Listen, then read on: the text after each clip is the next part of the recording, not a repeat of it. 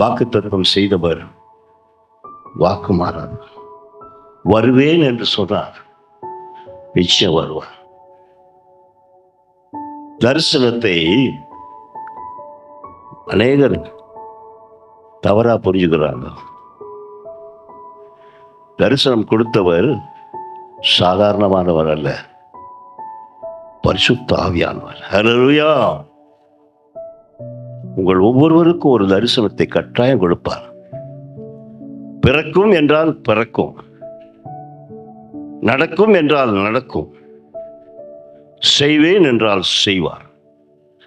அதுதான் தரிசனம். தரிசனத்தை உணர்ந்தவர்களுக்குத்தான் தரிசனத்தினுடைய மேன்மை தெரியும். சும்மா பார்க்குறப்ப எல்லாம் பொய்யெல்லாம் சொல்லுவான். உனக்கு செய்வினை வந்துருச்சு, உனக்கு அது வந்துருச்சு, அது ஆகி போகும், இதாகி போகும், இப்படிலாம் என்னத்தையாவது சொல்லிட்டு போயிடுவான் அவனுக்கெல்லாம். ஆனால் உன்னோடு இருக்கிறவர் ஆவியானவர். ஹல்லேலூயா. அது பரிசுத்த ஆவியானவர்.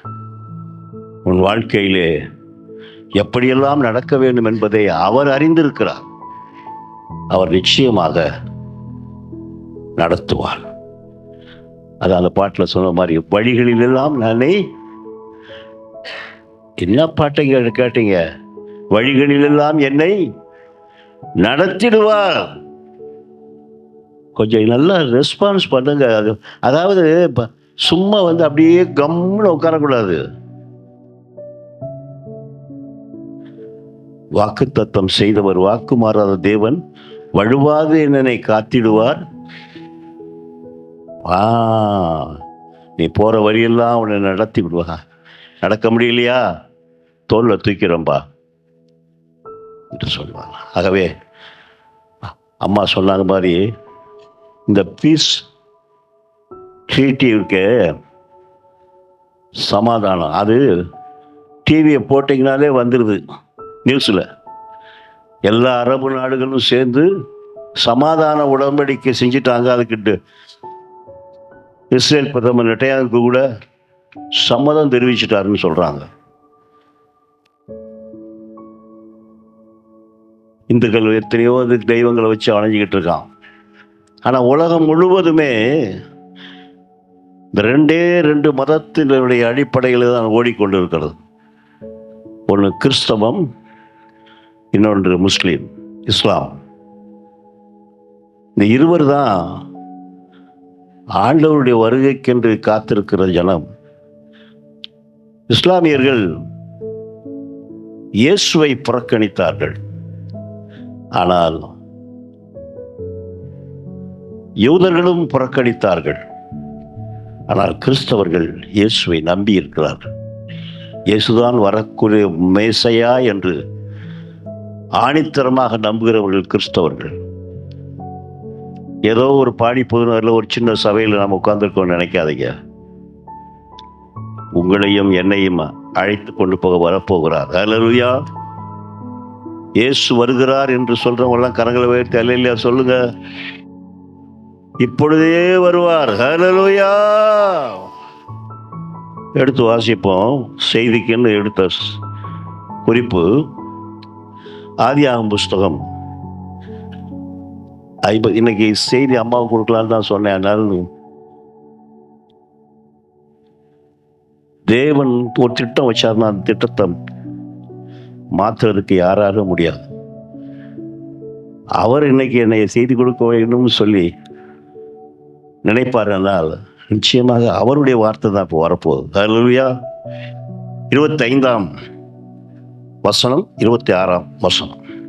தேவன் உங்களை சந்திக்கும் போது என் எலும்புகளை இவ்விடத்திலிருந்து கொண்டு போவீர்களாக என்று சொல்லி யோசேப்பு இஸ்ரவேல் புத்திரரிடத்தில் ஆணை விடுத்து கொண்டான். யோசேப்பு 110 வயதுள்ளவனாய் மரித்தான். அவனுக்கு சுகந்த வர்க்கமிட்டு எகிப்து தேசத்தில் அவனை ஒரு பெட்டியிலே வைத்து வைத்தார்கள். ஆமென். இங்கிலீஷ்ல and Joseph took an oath of the children of Israel, God will surely visit you and ye shall carry unto the bones of the from this Egypt என்று போடப்பட்டிருக்கு. இதில் தமிழில் ரொம்ப அழகாக சொல்லியிருக்குது, உங்களை சந்திக்கும் போது ஏதோ ஒரு வேக சொன்ன மாதிரி இருக்கு தமிழ்ல, ஆனா இங்கிலீஷ்ல ரொம்ப அழகா போட்டிருக்குது, God will surely visit you. Surely. கர்த்தர் நிச்சயமாக உங்களை சந்திப்பார். ஹல்லேலூயா. யோசேப்பு மரணம் அடையும் போது சொன்ன வார்த்தை இது. அப்பொழுது இஸ்ரவேல் மக்கள் அடிமைத்தனத்திலே இருந்து பாடுகளை சந்தித்துக் கொண்டிருக்கிற நேரம், யோசேப்பின் மறைவுக்கு பிற்பாடு யோசேப்பை அறியாத ஒருவன், யோசேப்பு சாதாரண ஆள் இல்லை, சாதாரண வெறும் குழியிலே கிடந்தவனை நீதியானவர்கள் கொண்டு போய் சிறை கைதியாக, அடிமை கைதியாக விட்டார்கள். போத்திபார் வீட்டிலே பொய்க்குற்றம் சாட்டப்பட்டு சிறைச்சாலையிலே கிடந்தான். அவனுடைய மீட்புக்காக அவருடைய சொப்பன வாழ்க்கையை அழகாய் ஆண்டவர் வைத்திருந்தபடியினாலே சொப்பனத்தின் மூலம், சொப்பனத்தின் தரிசனத்தின் அர்த்தங்களை விவரிக்கிறவனாக காணப்பட்டபடியினாலே அந்த சிறைச்சாலையிலிருந்து வெளியே போன பானபத்திரக்காரன் அவர்களுக்கு சொன்ன தரிசனத்தின்படி, யோசேப்பு கொடுத்த தரிசன விளக்கத்தின்படி பானபத்திரக்காரன் ராஜாவினுடைய அரண்மனைக்கு போனான். போனவன் யோசேப்பை மறந்து போனான். யோசேப்பு போகும்போது பானபத்திரக்காரன் ஒரு வார்த்தை சொல்ற, நீ உயர்ந்திருக்கும் போது என்னை நினைச்சு கொள்ளு, என்னை நினைச்சுக்கப்பா. ஆனா அங்க போன உடனே அவனுக்கு கூத்து குமாரம். அது ராஜா பக்கத்துல உட்கார்ந்து பானபத்திரக்காரன்னா எப்படி இருக்கும்? இப்போ தம்பி எனக்கு ஜூஸ் கொடுத்து போட்டாங்க என் பக்கத்துல அது மாதிரி ராஜாவுக்கு ஏமா ஆடுற, ஏன் ஆடுற, செய்தியை கேளு, நேரம் செய்தியை கேளு. பானபத்திரக்காரன் அங்க போன உடனே அரண்மனை வாழ்க்கை வந்த உடனே மறந்துட்டான். இப்படிதான் நம்ம கிட்ட உதவி வாங்குறவங்க, நம்ம கிட்ட இருந்து எல்லா நன்மையும் பெறுகிறவங்க, வசதி வந்த உடனே எழுப்பி விட்டான அவனை மறந்துடுவானுங்க. என்னமோ இவன் தான் சாதிச்ச மாதிரி. அதே தான் பானபத்திரக்காரன் ராஜாவினுடைய அரண்மனைக்கு போன உடனே என்னை எப்படியாவது கொஞ்சம் காப்பாற்றுறதுக்கு வழி பண்றான்னு யோசேப்பு சொன்னார். ஆனா அவன் என்ன செஞ்சிட்டான்? மறந்தே போயிட்டான். உல்லாச வாழ்க்கை, தன்னுடைய பழைய நிலைமையை நினைக்கல, ஜெயிலில் அவன் பட்ட பாடலாம் நினைக்கல, அவன் யோசேப்புக்கு சொன்ன தரிசனத்தில் நினைக்கல அவன். ஆனால் ஆண்டவர் திட்டங்களை வைத்திருக்கிறவர். உங்கள் ஒவ்வொருவரையும் குறித்து ஒரு திட்டம் வச்சிருக்கார். நீங்க நினைக்கலாம், ஆண்டவர் என்னை கைவிட்டாரு, ஆண்டவர் என்னை நினைக்கல. இல்ல, அது மட்டும் நினைக்காதீங்க. ஒருவேளை பானபத்திரக்காரன் அப்பொழுது போய் ராஜாவிடத்துல சொல்லி, பார்வோனிடத்துல சொல்லி யோசேப்பை விடுதலை ஆக்கியிருந்தா, விடுதலையோடு யோசேப்பு வெளியே வந்திருப்பான், அவ்வளவுதான். ஆனா ஆண்டவருடைய திட்டம் என்ன? தன்னுடைய ஜனங்கள், இஸ்ரவேல் ஜனங்கள், யாக்கோபினுடைய வம்சம் ஆசீர்வதிக்கப்பட வேணும். அவர்களை பராமரிக்க அவர்களுக்கு பஞ்சம் வரும்போது அவர்களை மீட்டெடுத்து பராமரிக்க ஒரு மனிதன் பிறக்க வேண்டும் என்பது ஆண்டவருடைய திட்டம். அதற்காகத்தான் யோசேப்பை சிறையில் வைத்திருந்தார். நாள் வந்தது.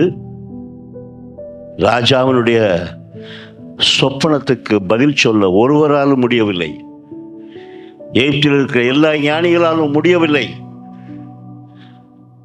அப்பொழுது நான் அதுக்கு வசனம்லாம் சொல்லிட்டு போக வேண்டியதில் நேரம் ஆயிடுச்சு. அப்பொழுதுதான் பானபத்திரக்காரனுக்கு நினைவு வருகிறது. அடடா, அன்னைக்கு நமக்கு ஒரு பானபத்திரக்காரனுக்கு சுயாம்புக்காரனுக்கும் 2 காரியம் சொன்னார். 2 காரியம் அழகா நடந்துச்சே. அந்த பானபத் அப்படின்னு சொல்லி யோசேப்பை குறித்து ஒரு நினைவை பானபத்திரக்காரன் கொடுத்தபடினாலே பானபத்திரக்காரன் மன்னன் இடத்துல பார்வோன்றான். அவ்வளவுதான், மன்னன் உடனே அவளை கொண்டு வா. யோசேப்பு வந்தார். சொப்பனத்தை பார்வோன் சொன்னாரா சொல்லல பாருங்க. அதான் சொப்பனத்தையும் சொல்லணும், அவர் என்ன சொப்பனம் எடுத்தார்னு அதையும் சொல்லணும், அதுக்கு விளக்கத்தையும் சொல்லணும். அப்படிப்பட்ட தகுதியை மனுஷனால முடியாது, கர்த்தரால் முடியும். அல்லேலூயா. அது நடப்ப நீங்கள் வீட்டில் போய் அந்த ஆதியாகம புத்தகத்தை கடைசி வசனங்களை பாஸ்ட் பண்ணிட்டீங்கன்னா, யோசேப்போடைய கர்த்தர் இருந்தார். கர்த்தர் உங்களோடு இருப்பாரானால் உங்களுடைய குறைவுகள் எல்லாம் நிறைவா மாறும். அல்லேலூயா. உங்க குடும்பத்தில் சமாதானம் வரும். பிள்ளை இல்லாதவர்களுக்கு பிள்ளையை கொடுப்பார். கல்யாணமாகாதவங்களுக்கு கல்யாணத்தை கொடுப்பார்.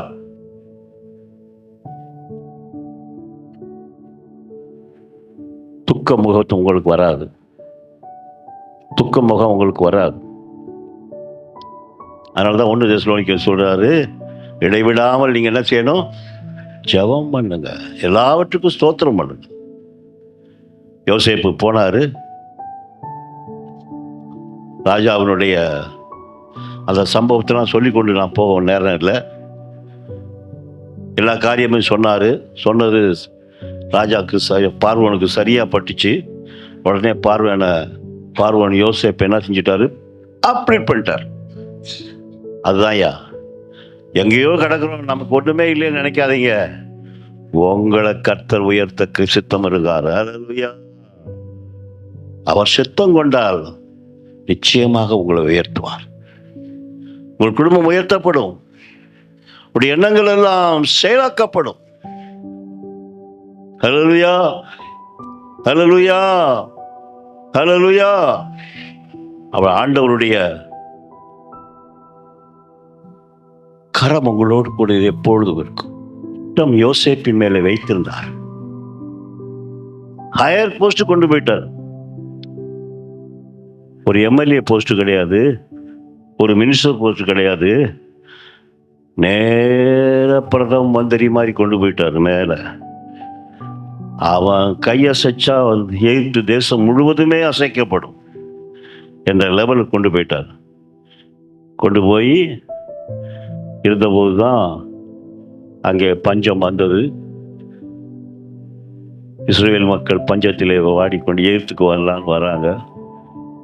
அப்போ தான் எகிப்தில் யோசேப்பு அவர்களை கண்டுகொள்கிறார். அந்த கதையெல்லாம் நீங்கள் வீட்டில் போய் படித்து பார்த்துக்கோங்க, அதை நான் சொல்ல வேண்டிய அவசியம் இல்லை. கடைசியாக தன் சகோதரர்களும் தன் தகப்பனும் இங்கே வந்த உடனே தகப்பன் மறிந்து போகிறான். யோசேப்புடைய தகப்பன் யாருங்க? யாக்கோபு அங்க மறிச்சிறார். யாக்கோபனுடைய மரணம் எகிப்தில. பாருங்க, யோசேப்பு நினைச்சிருந்தா தன் தகப்பனாகிய யாக்கோபுக்கு ஒரு பெருமையிலேயே கட்டியிருக்கலாம். ஆனா பார்வோனிடத்துல போய் யோசேப்பு கேட்கிறாரு, என் தகப்பனை என்ன செய்யணும்? என் சொந்த தேசத்துக்கு கொண்டு போய் அடக்கம் பண்ணணும். ஹல்லேலூயா. அதுதான், அந்த ஒரு பாயிண்ட்டுக்காக தான் நான் போறேன். நம்முடைய தேசம் இதல்ல, பூலோகம் நம்முடைய தேசம் அல்ல. நம்முடைய தேசம் பரமக்கானா. ஹல்லேலூயா. பாடி பதினாறுல 6வது தெருல தான் இருக்கிறோம்னு இல்லை, 10 தெரு எந்த தெருலையோ உங்க வீடு விலாசம் எல்லாம் சும்மா ஒண்ணுக்கு இல்லாத விலாசம். இந்த விலாசத்தை எல்லாம் விட்டுட்டு வேகமா நம்ம போகிறோம். ஹல்லேலூயா. அது ஆண்டவருடைய வருகை. ஆண்டவருடைய வருகைக்காக நாம் எல்லாரும் காத்திருக்கிறோம். அவர் சீக்கிரம் வருவார். வாசற்படியில் நின்று கதவை தட்டுகிறேன், ஒருவன் உள்ளே கதவை திறந்தா அவன் உள்ளே நான் என்ன செய்வேன்? பிரவேசிப்பேன்னு ஆண்டவர் சொல்றார். ஆகவே ஆண்டவருடைய வருகைக்காக யோசேப்பு தன் தகப்பனை கொண்டு போய் அங்கே அடக்கம் பண்றார், தன்னுடைய தாயினுடைய கல்லறைக்கு பக்கத்தில். அதே போல யோசேப்பு இங்க வந்துட்டாரு. அவருக்கு 2 பிள்ளை பிறக்குது.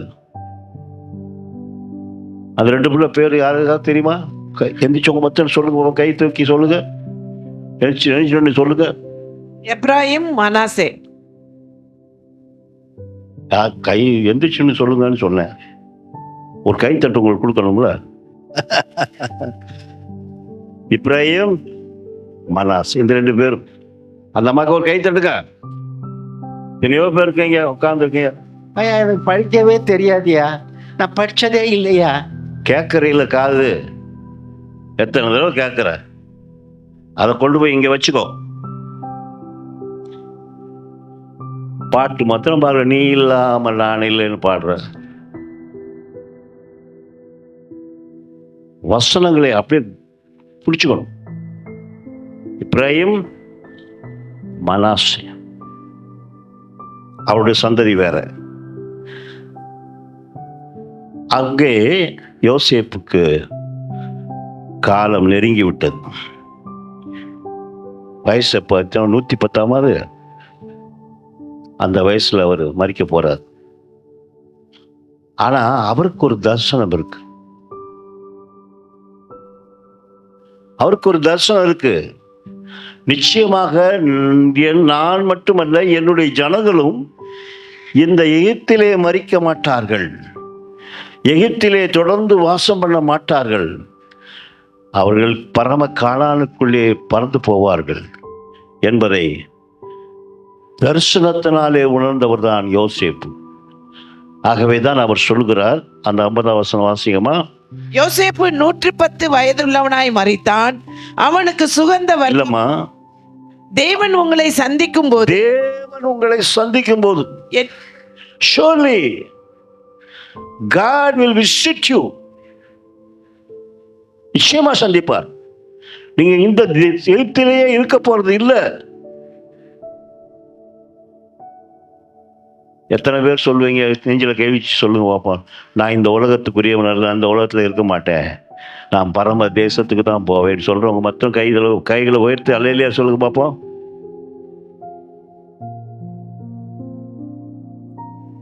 Surely you can go to the place. I will visit you. ஆண்டவர் சொன்ன பிரகாரம் அப்படி விசிட் பண்ணி நீங்க போகும்போது என்ன செய்யணுமா? அது வசனத்தை வாசிங்கம்மா. என் எலும்புகளை இவ்விடத்திலிருந்து கொண்டு போவீர்கள். அப்ப அவருக்கு நல்லா தெரிஞ்சு போச்சு, என்னுடைய சரீரம் எல்லாம் வாடி வதங்கி ஊதாம் போயிடும், எலும்பு தான் கிடக்கும். அதுவும் எலும்பு ஆகி போச்சுன்னு தூக்கி எரிஞ்சு போட்டு போகிறாதப்பா, என் எலும்புகளை பத்திரமா எடுத்து கொண்டு போய் கர்த்தர் காட்டின அந்த பரம கானானுக்குள்ளே கொண்டு போங்கன்னு சொன்ன. என் எலும்புகளை ஆசிங்கம்மா, என் எலும்புகளை இவ்விடத்திலிருந்து கொண்டு போவீர்களாக என்று சொல்லி யோசேப்பு இஸ்ரவேல் புத்திரிடத்தில் ஆணை எடுத்துக் கொண்டான். அவங்க சத்தியம் வாங்கிட்டான். சும்மா இதெல்லாம் பண்ணிடாதீங்கப்பா, சத்தியம் கொடுங்க, சத்தியம் பண்ணுங்க. அப்போ யோசேப்புக்கு வளர்ந்தது, வாழ்ந்தது, பிரதம மந்திரி ஆனது எல்லாம் அங்கதான். ஆனா அவருக்கு எண்ணம் ஏக்கம் எல்லாம் பரம காணான் தான். அதுதான் இருக்கணும். நமக்கு இந்த உலகத்துல இருக்க வரைக்கும் கொஞ்சம்தான், கொஞ்ச காலம், கொஞ்ச காலம். இந்த கொஞ்ச காலத்துல உலகத்தினுடைய காரியங்களை பார்த்து கொண்டு நம்முடைய எண்ணம் நோக்கம் எல்லாம் பரம காணா நோக்கி. ஆண்டவர் வருவேன் என்று அன்றைக்கு சொல்லி போனார்களே, வெளிப்படுத்த கடைசி வசனத்தில் சொல்ற, இதோ நான் வருகிறேன், சீக்கிரமாக வருகிறேன் என்றார். ஒருவேளை நீங்க நினைக்கலாம், என்னையா சீக்கிரம்னு எப்போ சொன்னாரு, எப்போ சொன்னாரு, இப்போ வர போறாரா? இல்ல, கட்டாயம் வருவார்.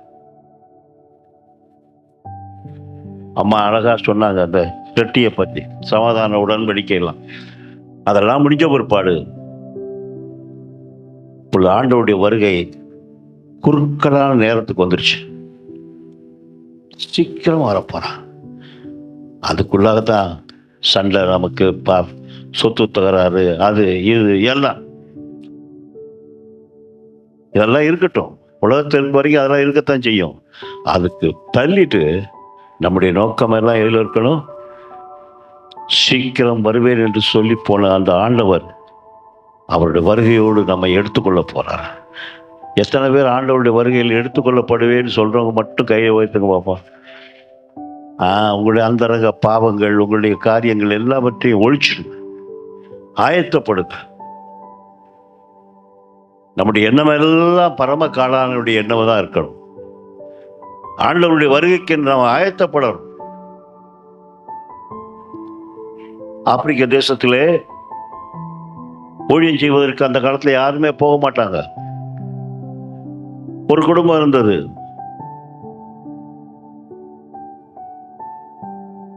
லண்டன்ல அந்த குடும்பத்துல அந்த அம்மா பெரிய டாக்டர், அவங்க புருஷன் எவாஞ்சலிஸ்ட். அவர் என்ன செஞ்சாரு, எனக்கு ஆப்பிரிக்க தேசம்தான் தரிசனம்னு சொல்லி அங்க போனார். அவனுங்களாம் மனுஷனை வெட்டி கொலை பண்ணி சாப்பிட்றவனுங்க, மனுஷக்கறி ரொம்ப டேஸ்டா சாப்பிடுவாங்க. அதுல இந்த வெள்ளை ஆளை பார்த்த உடனே விடுவானுங்களா? ஆனா அவனுக்கு கிட்ட போக போக போக அவரிடத்தில் இருந்து ஒரு பெரிய சக்தி உருவாவதை அந்த ஆப்பிரிக்க மக்கள் கண்டார்கள். அப்பொழுது அந்த தலைவன், ஐயா, உங்களை நாங்கள் கொல்ல மாட்டோம், உங்களிடத்திலிருந்து ஒரு மாபெரும் சக்தி வருவதை நாங்கள் உணர்கிறோம் என்று சொல்லி அவரை கனம் பண்ணினார். அவருடைய பேரு உங்களுக்கு எல்லாருக்கும் தெரியும், பள்ளிக்கூடத்திலாம் படிச்சிருப்பீங்க. மண்ணுயிர் டேவிட் லிவிங்ஸ்டன். டேவிட் லிவிங்ஸ்டன் அவரை அந்த ஆப்பிரிக்க ஜனங்கள் தெய்வத்தை போல வணங்கினார்கள். அவருடைய ஊழியம், அந்த காரியமெல்லாம் நான் சொல்லணும்னா நேரமாயிட்டே போகும். அவர் அந்த தேசத்துல போய் ஊழியம் செய்யும் போது மனைவி போச்சு, பிள்ளைகள் போச்சு, எல்லாம் செத்து போச்சு. இவருக்கு சரியாக மரணம் வருது. மரணம் வர்ற நேரத்தில் அவர் சொன்னாரு, என்னுடைய சரீரம், நான் எப்போ ஆப்பிரிக்காலே வந்தாலும் கூட ஆப்பிரிக்காவில் என்னுடைய சரீரம் இருக்கக்கூடாது, என்னுடைய சரீரம் என் சொந்த தேசத்துக்கு போகணும். அல்லேலூயா. அந்த எண்ணத்தோடு சொன்னார். சொன்ன உடனே அந்த ஆட்கள் எல்லாம் அங்கிருந்து அவரை ஊழியத்துக்கு அனுப்பின ஆட்கள்லாம் வந்துட்டாங்க. வந்து அவருடைய சரீரத்தை எடுக்கிறதுக்காக போனாங்க. அப்பொழுது ராஜா வேகமாக ஓடியாந்து அவர்களை தடுத்தான். இந்த மனுஷனால தான் நாங்கள் எல்லாருமே மனுஷனா மாறினோம். ஆகவே இவரை இங்க விட்டு போங்கன்னு சொல்லி, இந்த சரீரத்தை இங்கே விட்டு போங்க, நாங்கள் இங்கேயே வச்சுக்கிறோம். அவர்கள் சொன்னாங்க, இல்லை, அவருடைய எண்ணம் என்ன, சொந்த தேசத்துக்கு போகணும், அதை நாங்கள் நிரூபிக்க வேணும். உடனே என்ன செஞ்சாங்களாம், அட்லீஸ்ட் எடுத்துட்டு போங்க, அந்த இருதயம் இருப்பாங்க, அவருடைய இருதயம், அதை மாத்திரம் இங்கே கொடுக்க அப்படின்னு ஆப்ரேஷன் பண்ணி அந்த இருதயத்தை மாத்திரம் எடுத்து, அவங்க தான் மனுஷத்தையும் தின்ற மனுஷனை சாப்பிட்றவங்களாச்சே, அவங்களுக்கு அழகாக தெரியும் எப்படி வெட்டுறதுன்னு.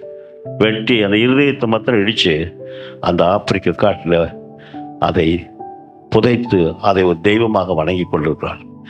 அதுக்கப்புறம் என்ன ஆச்சு தெரியுமா, அவருடைய சரீரம் இப்போ மாதிரி கிடையாது. இப்போ ஃப்ளைட்டில் இப்போ போனோம்னா, இங்கேருந்து துபாய் போனோம்னா 3 மணி நேரத்தை ஓடிடும், எத்தனை மைல் கணக்கான போயிடலாம். அப்போ ஃப்ளைட்டு கிடையாது, ஒன்று கிடையாது, கப்பலில் தான். அது கப்பல்னா சொகுசு கப்பலாக இல்லை, போட்டு மாதிரி இழுத்துட்டு போகணும்.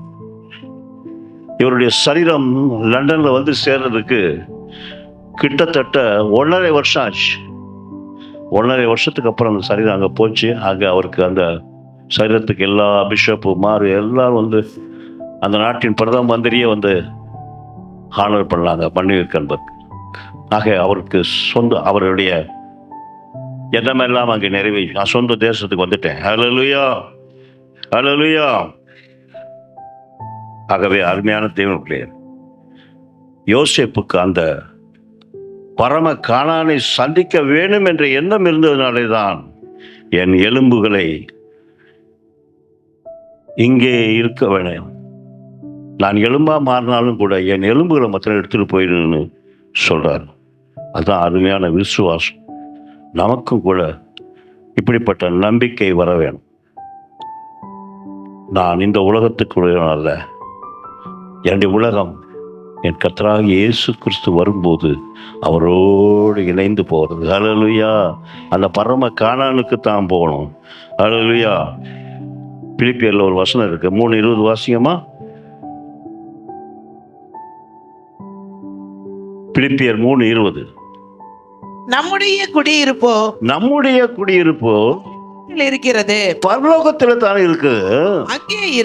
அங்க இருந்துதான் இயேசு கிறிஸ்து என்னும் இரட்சகர் வர எதிர்பார்த்து கொண்டு இருக்கிறோம். பிலிப்பு ஜனங்களுக்கு பவுல் சொல்றார்,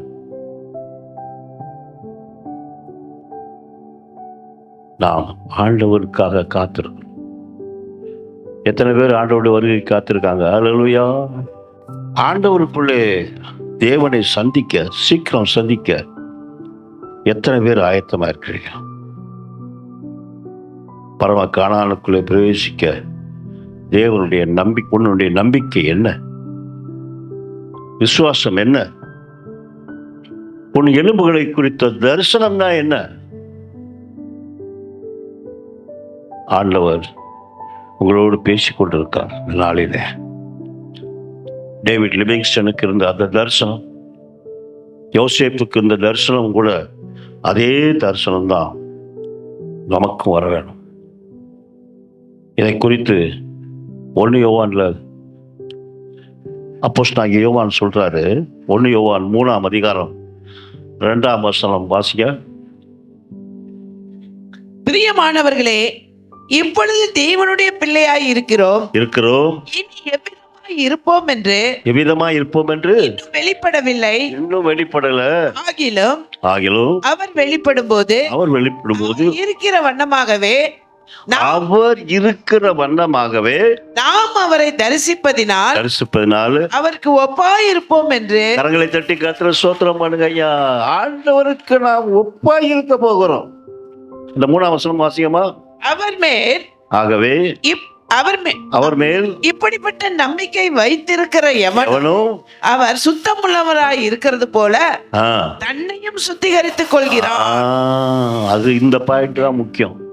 பரிசுத்தம் இல்லாம ஒருவனும் போக முடியாது.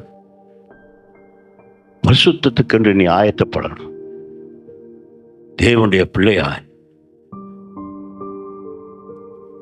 நீ எப்படி இருப்பேன்னு உனக்கே தெரியாது. அது தேவனை போல நீ மாறப்போகிறாய்.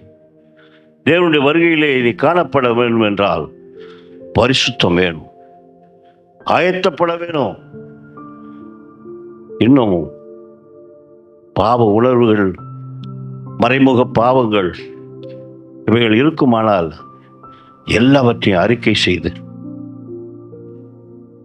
தேவனை சந்திக்க நீ ஆயத்தப்பட வேண்டும். அதைத்தான் ஆமோஸ்ல 4ஆம் அதிகாரத்தில் 12ஆம் வசனம் சொல்றது, நீ ஆயத்தப்பட வேண்டும் என்று சொல்லுங்க. ஆமோஸ் 4:12 வாசிக்க.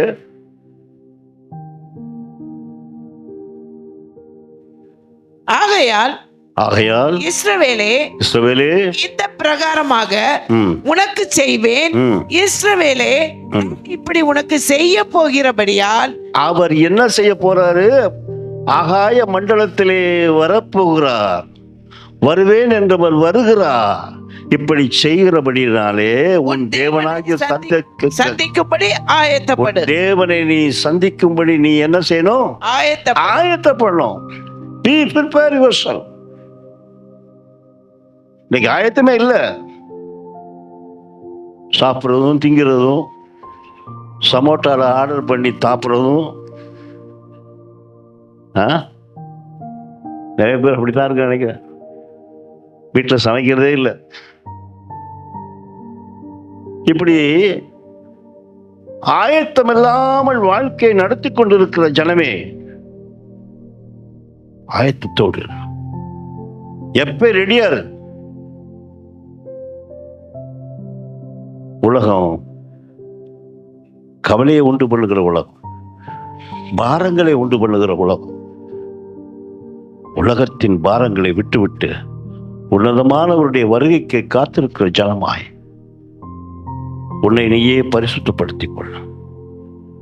உலக பாவங்களை எல்லாம் விட்டு விலகிப்போ. மறைவான பாவங்கள் இருக்குமானால் அதையெல்லாம் விட்டு விடும். பழைய ஏற்பாட்டு பரிசுத்தவான்கள் எல்லாரும் அப்படித்தான் வாழ்ந்தார்கள். எப்பொழுது காண்போம்? அவர்கள் போய் எவ்வளவு வருஷம் ஆச்சு, இன்னும் அப்ப சொன்ன ஆண்டவர் இன்னும் வரலையா? வரல. யோபுல சொல்றாரு, என் சரீரமே அழுகி போனாலும் பரவாயில்ல, உங்களை நான் சந்திப்பேன். எடுத்து வசனத்தை வாசிக்க வேணாம், நேரம் ஆயிடுச்சு. ஆகவே பரிசுத்தவான்கள் அவர் வருகைக்கென்று காத்திருந்தார்கள். சகரியா ஆண்டவரோடையே ஆராதனை ஸ்தலத்தில் இருந்தவர் மனுஷன். ஆனால் அவரும் என்ன சொல்றாரு? உங்களுடைய வருகைக்கு நான் காத்திருக்கிறேன்னு சொல்றார். அந்த ஒரு வருஷத்தை வாசிங்க. சகோதரியா தீர்க்கதரிசியின் புஸ்தகம் 14ஆம் அதிகாரம். சகரியா தீர்க்கதரிசியின் புஸ்தகம் 14ஆம் அதிகாரம் 5ஆம் வசனம். அப்பொழுது என் மலைகளின் பள்ளத்தாக்கு வழியாய் ஓடி போவீர்கள். மலைகளின் பள்ளத்தாக்கு ஆத்சால் மட்டும் போகும். நீங்கள் யூதாவின் ராஜாவாகிய உசியாவின் நாட்களில் பூமி அதிர்ச்சிக்கு தப்பி ஓடினது போல ஓடி போவீர்கள். என் தேவனாகிய கர்த்தர் வருவார். எல்லா வாயத்திலும் சொல்லு, என் தேவனாகிய கர்த்தர். எத்தனை பேருக்கு அந்த விசுவாசம் இருக்கு? கரங்களை போய் தெல்லையில சொல்லுங்க. அவரோட கூட யார் வருவாங்களா? தேவரீரோட எல்லா பரிசுத்தவான்களும் வருவார்கள். ஆகவே ஆதியில நிறைந்த எல்லா எலும்புகள் எல்லாம் உலகி போயிருக்கிற எல்லாம் உயிர்ப்பித்து எழுப்பி கொண்டு ஆண்டவருடைய வருகையில வருவார். ஆகவே அந்த எண்ணத்தோடு இருக்க இயேசு வருவார், இயேசு வருவார், பரம கானானை நோக்கி நான் சந்திக்க போகிறேன் என்ற நம்பிக்கை வைத்திருக்கிறவர்கள், ஆதி பக்தர்கள் வைத்த அதே நம்பிக்கையை உங்களுக்குள்ளேயும் வைக்க வேணும். இதுல யோசேப்பு என்ன சொல்றாரு? என் எலும்புகளை கானானுக்கு கொண்டு செல்லுங்கன்னு சொல்றாரு. இந்த எலும்பு பத்தி ஒரு 3 பாயிண்ட் மட்டும் சொல்லிட்டு சீக்கிரம் முடிக்கிறேன். இந்த எலும்பு எங்க இருந்து? இந்த எலும்பை குறித்து முதலாவது ரகசியம் என்னன்னா, எலும்பு மணவாட்டி சபையை குறித்து சொல்லப்படுது. ஆதாம் ஏவாளை படைக்கும் போது ஆதாமை மண்ணிலே படைத்தார். ஒருவேளை அவர் எடுக்கும் போது அந்த மண்ணு கருப்பு மண்ணா இருந்து கருப்பா கூட படைச்சிருக்கலாம். சரி, கருப்பா இருக்கு. இன்னைக்கெல்லாம் மாப்பிள்ளைங்க கேட்குறாங்க, நல்லா செவத்த பொண்ணா, அழகுள்ள பொண்ணா, கண்ணெல்லாம் அழகாக அம்பு போல கண்ணை பார்த்தீங்கன்னா அம்பு குத்தியா, ஜாக்கிரதை, அப்படி இருக்கணும் பொண்ணு அப்படின்றான். அப்போ ஆண்டவர் என்ன செஞ்சிருக்கலாம்?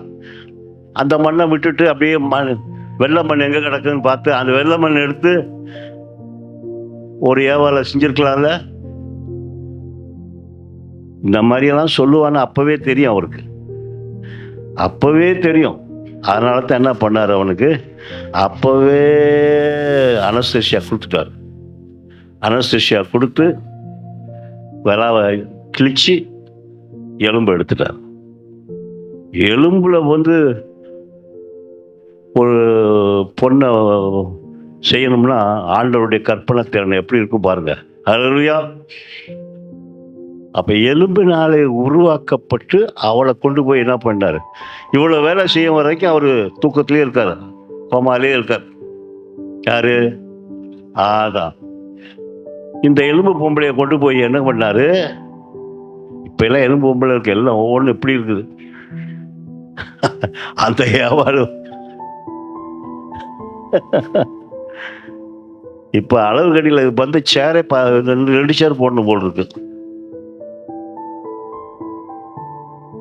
அவ கொண்டு போய் என்ன பண்ணிட்டாரு, பக்கத்துல கொண்டு போய் படுக்க வச்சுட்டாரு. யார் பக்கத்துல? நல்லா கவனிச்சுக்கோங்க, அவனவன் மனைவியோட தான் அவனவன் இருக்கணும், அடுத்த மனைவிக்கு ஆசைப்படக்கூடாது. ஹல்லேலூயா. அது அப்பவே திட்டம் திருத்திட்டாரு. ஆதாமுக்கு ஏவாளை கொண்டு போய் வச்சார். வச்ச உடனே அவன் கண் வெளிச்சு பார்க்கறான், என்னடா அது பக்கத்துல ஒண்ணு கம்ம மேல கால் போடுது, ஒண்ணு யாரா அது அப்படின்பா. அப்பதான் என்ன, அது யாரு? ஏவாள். அப்போ கருப்பு மனுஷனுக்கு கருப்பு மனுஷன், வெள்ளை கருப்பு பொண்ணுதான். ஐயோ நான் கருப்பாயிட்டேன்னு கவலைப்படாத யாரும், கருப்பு தான் அழகு. ஆகவே ஏவாள் வந்தால் அந்த எலும்பைத்தான் மணவாட்டியாக ஆண்டவர் கண்டார். ஹல்லேலூயா. ஐயா, ஆதாமின் எலும்பிலிருந்து மணவாட்டி ஏற்பட்ட வழியினாலே புதிய ஏற்பாட்டில் பிந்தின ஆதாமாகிய யார்? இயேசு கிறிஸ்துடைய எலும்பு என்ன செஞ்சிருச்சு? சிலுவையிலே குத்தி எடுக்கப்பட்டது. ஆக இந்த மணவாட்டி சபைக்காகத்தான் ஆண்டவரா எலும்பின் ரகசியத்தை வைத்திருந்தார். யோசேப்பு தரிசனத்தில் அந்த எலும்பை பார்த்தான். மணவாட்டி சபைக்கு எலும்பு எப்படி உதாரணமாக இருக்கிறதோ அதே போல என் எலும்புகளை கொண்டு போய் கானானுக்குள்ளே கொண்டு போங்கன்னு சொன்னாங்க. 2வது எலும்பு நான் சீக்கிரமா சொல்லி கொண்டு போறேன்.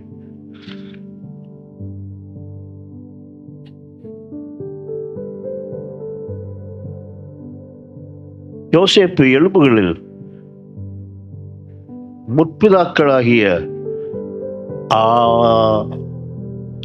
ஆபிரகாம், ஈசாக்கு, யாக்கோபு ஆகியோரை ஐக்கியத்தை ஏற்படுத்த வேண்டும் என்பதை அவர் நினைத்தார்.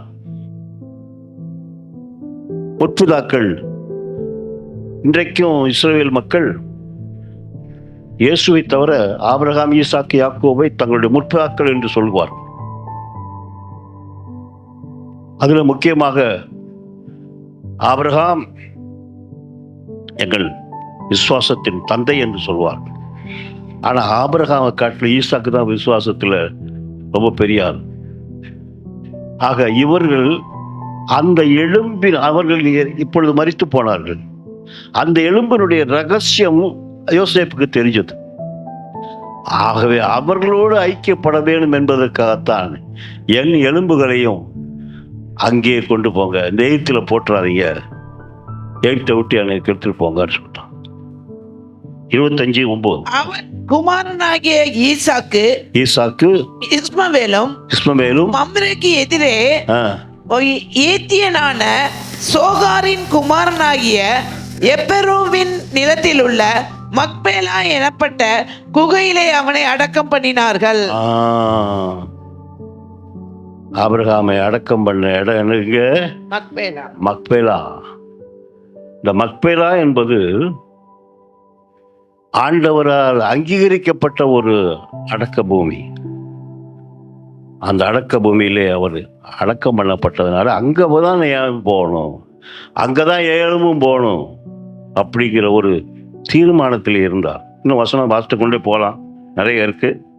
இருந்தாலும் நேரம் ஆகிட்டதுனால நான் சுருக்கமாக முடிக்கிறேன். அப்படி என்றால் யோசேப்பினுடைய எண்ணம் என்னவென்றால் முற்பிதாக்களோடு ஐக்கியம் கொள்ளணும். நான் இன்னைக்கு சரீரமா இல்லாட்டியும் பரவாயில்ல, என் எலும்பாவது ஐக்கியம் பண்ணணும். அருமையான தேவனுடைய பிள்ளைகளே, சபையாரே, உங்கள் சரீரம் எப்படி இருந்தாலும் பரவாயில்ல, உங்களுடைய எண்ணங்கள் இயக்கங்கள் எல்லாம் உன்னை நடத்துகிற போதகர்களோடு ஐக்கியப்பட வேண்டும். போதகருடைய வாழ்க்கைக்கு நீங்கள் பிரயோஜனமாக இருக்க வேணும், உங்களுடைய வாழ்க்கைக்கு போதகர் பிரயோஜனமாக இருக்கணும். அதான் ஐக்கியம். இந்த ஐக்கியத்தை விட்டுவிடக்கூடாது. அருமையான பிள்ளைகள் தெய்வீக மகிழ்ச்சி சபையில் வந்தாலும் அவருடைய ஐக்கியம் எல்லாம் சபையினுடைய தலைவனோடு ஐக்கியப்பட்டோம். அல்லேலூயா. நாம சாஞ்சிருக்கோம். ஆதி முற்புதாக்களோடு இந்த ஐக்கியம் சபை மக்களோடு இருக்கணும். சபை மக்களை பார்த்த உடனே அவன் ஒண்ணு சாப்பாட்டுக்கு மேல போகணும்னு சொன்னா எல்லாரும் ஐக்கியப்படணும்.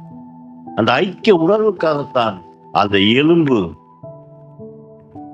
யோசேப்பு முக்கியப்பட்டதா. மூணாவது பாயிண்ட், அதோட முடிக்கிறேன். அருமையான தேவனுடைய பிள்ளையே, உன்னை நடத்துகிற போதகரோடு நீ ஐக்கியம் கொள்ளணும். உன்னோடு இசைந்து செயல்படுகிற மக்களோடு நீ ஐக்கியப்படணும். மூணாவது காரியம், இந்த எலும்பு எதை குறிக்கிறது என்றால் உயிர்த்தெழுதலை உற்சாகப்பட்டு.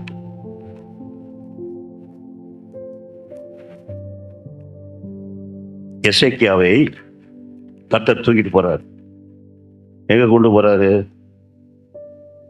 எலும்புகள் நிறைந்த ஒரு எலும்புகள் நிறைந்த பள்ளத்தாக்கிலே கொண்டு போய் நிறுத்துகிறார். அப்ப கேட்கிறார், எப்பா இந்த எலும்பை பார்க்கறியே, இந்த எலும்பெல்லாம் உயிரடையுமா அப்படின்னு கேட்கிறார். கொஞ்சம் பொறுத்துக்கோங்க, நேரம் ஆனாலும் பரவாயில்ல, சத்தியத்தை நீங்கள் அறிந்து கொள்ள வேண்டும். இந்த எலும்புகள் எல்லாம் உயிரடையுமான்னு கேட்கிறாரு. அப்போ எஸ்ஐக்கு என்ன சொல்லுவான்? ஆமையா, நம்மளாம் என்ன செய்வோம்? ஆண்டவர் சொல்லிட்டாரு, ஆண்டவர் கரெக்டாக சொல்லுவார். அப்படி இல்லை ஐயா, அது உங்களுக்கு தான் தெரியும் இல்லையா, நான் என்னையே கேட்குறீங்க அப்படிதான் சொன்னார். அதை போய் படிச்சு பாருங்க.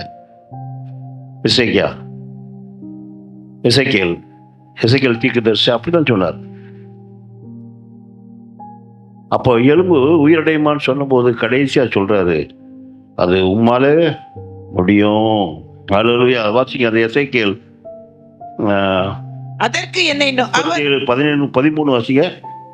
என் ஜனங்களே, நான் உங்களை பிரேத குழிகளை திறந்து உங்களை உங்கள் பிரேத குழிகளிலிருந்து வெளிப்பட பண்ணும்போது நான் கர்த்தர் என்று அறிந்து கொள்வீர்கள். ஒருவேளை நீங்க இன்னைக்கு ஜீவனோடு இருக்கலாம், அந்த எலும்புகளை சாதாரணமான எலும்பா நினைக்க மாட்டார். அல்ல எசேக்கியா போய் அங்க போய் எலும்பை பார்த்த உடனே சொல்றாரு, இது இந்த பள்ளத்தாக்கை பார்த்தார், இது உயிர் பெறும் என்ற நம்பிக்கை உனக்கு இருக்கான்னு கேட்ட உடனே அவர் சொன்னாரு, ஐயா நீங்க தான் ஏன் செய்யணும், நீங்க தான் சொல்லணும். அப்போ கர்த்தருடைய வாக்குத்தத்தத்தினால தீர்க்க தரிசன உரை எலும்புகளை பார்த்து, இன்னைக்கு அநேக எலும்புகள் இருக்கு இங்க உயிரடையாத எலும்புகள். சாப்பாடுறதும் நகை ஏறி போச்சே, 91 லட்சம் ரூபாய் ஆகி போச்சு, எப்படி நகை வாங்க போறேன், இப்படி பல சிந்தனை தான் இருக்கு. இப்படி செத்து போன எலும்பெல்லாம் உயிரடைய செய்யத்தான் வரப்போறாரு. அல்லேலூயா. அதற்குள்ளாக நீங்கள் ஆயத்தப்பட வேணும். அவர் எலும்பை பார்த்து நீ தீர்க்கதரிசனம் சொல்லு. அல்லேலூயா. ஒரு வசனம் இருக்கு பாருங்களேன், எக்காலம் ஊதும் போது மரித்தவர்கள்லாம் அப்படியே எழுந்துருவாங்களாம். அது எலும்பா இருந்தாலும் கூட எழுந்திரிச்சு நிற்குமா. வாசிக்கமா அந்த வசனத்து மாத்திரம் 1 தெசலோனிக்கர் 5ஆம் அதிகாரம் 16-17 வசனங்கள் வாசிங்க. 1 தெசலோனிக்கர் 5:11-16-17. எப்பொழுதும் சந்தோஷமாயிருங்கள். இடைவிடாமல் ஜெபம் பண்ணுங்கள். இடைவிடாமல் ஜெபம் பண்ணுங்கள்.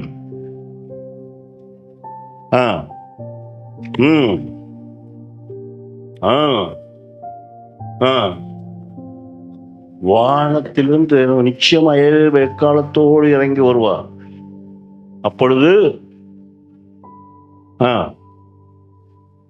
பாருங்க, இப்போ நமக்கு தான் கிறிஸ்துக்களை யாரெல்லாம் மறிச்சுங்களோ, சும்மா தண்ணியை போட்டுட்டு செத்தானே அவன்லாம் கிடையாது.